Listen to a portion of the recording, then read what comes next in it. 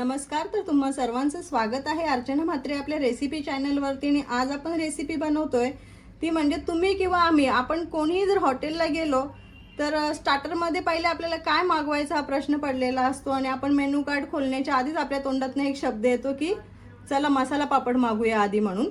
तर तो मसाला पापडच आपल्या टेबलावरती कसा सजून येतोय ना, तीच रेसिपी आज आपण पाहणार आहोत. तर त्याच्यासाठी आपण इथे मसाला पापडसाठी येतात ना, हे स्पेशल पापड येतात मोठे, ते घेतलेत मी.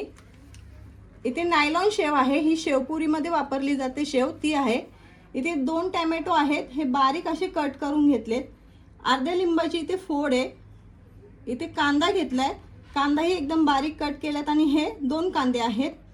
इथे कोथिंबीर स्वच्छ धुवून तिला कोरडी करून मग कट केली ती. इथे लाल मिरची पावडर आहे. इथे मीठ, साधं मीठ आणि काळं मीठ येतं, ते दोन्ही मीठ एकत्र करून घेतलेली आहेत.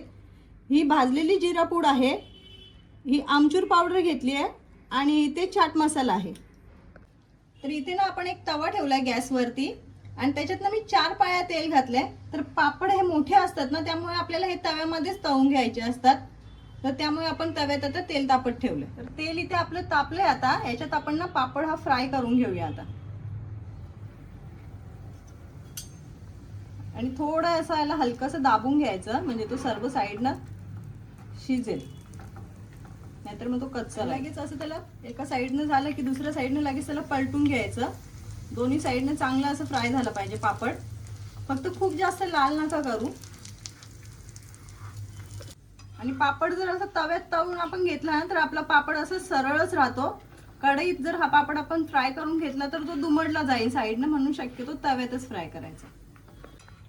तर इथे बघताय तुम्ही की हा दोन्ही साईडनं उलटून पालटून ना माझा पापड आता मस्त फ्राय करून झालाय. तर हा आता आपण काढून घेऊया. तर इथे आपण जो मसाला पापड फ्राय करून घेतलेला आहे ना, तो मी आता टिश्यू पेपर वरती काढून घेतलाय. का तर एक्स्ट्राचं जे तेल असेल ना पापडाला तर ते टिश्यू पेपर वरती निघून जाईल.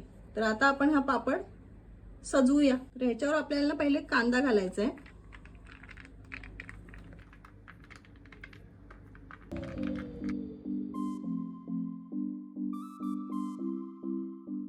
तुम्हाला आता जसा कांदा जास्त किंवा कमी आवडत असेल ना त्याप्रमाणे घाला. तर इथे हा टमाटर आपण कट करून घेतलाय ना, हाही घालूया. आणि टॅमॅटो कधी कट करताना ना त्याच्या बिया काढून घ्यायच्या, म्हणजे टॅमॅटोला पाणी नाही सुटत जास्त.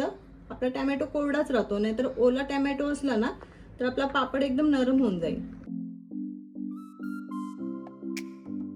आता इथे आपला कांदा आणि टॅमॅटो घालून झालाय.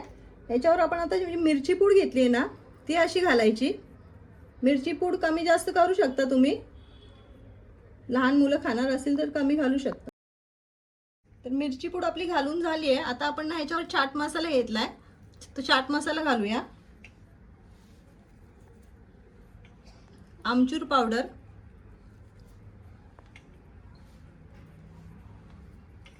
भाजलेली जिऱ्याची पूड आहे आणि मीठ. ते सर्व मसाले आपले घालून झालेत. आता याच्यावर आपण जी शेव घेतली आहे ना ही शेव घालूया.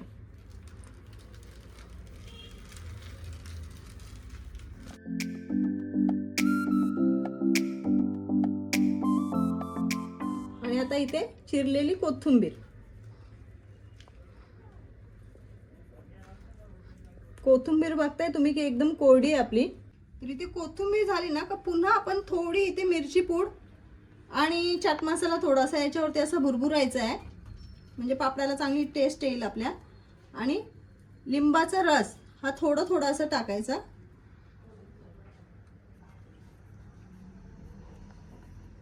तर इथे पाहू शकताय तुम्ही की आपला मसाला पापड मस्त असा रेडी झालेला आहे. आणि हो, व्हिडिओ जर आवडली असेल तर लाईक करा, शेअर करा आणि चॅनलला सबस्क्राईब करायला विसरू नका.